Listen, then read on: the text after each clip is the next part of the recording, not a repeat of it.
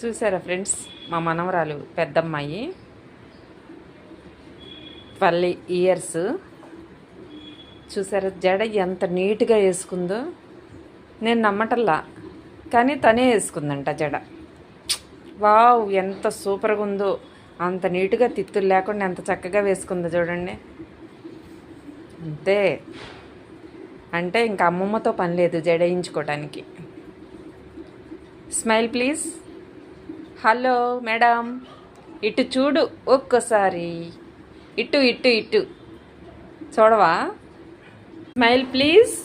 ఓయ్ ఓయ్ ఓయ్ ఓయ్, చూడు ఒక్కసారి చూడు.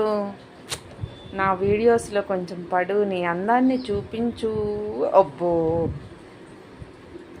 12 సంవత్సరాలండి పాపకి. చదువు బాగా చదువుద్దిలే, అదే గర్వం. ఆ చదివే గర్వం. మార్కులు 85, 95 ప్రస్తుతానికి. నేను అది గొప్ప అనుకుంటాను, నేను చదువుకోలేదు కదా. 100కి 100 తెచ్చుకోవాలని ట్రై చేస్తుంది. అప్పుడప్పుడు 1, 2 మిస్ అవుతూ ఉంటాయి.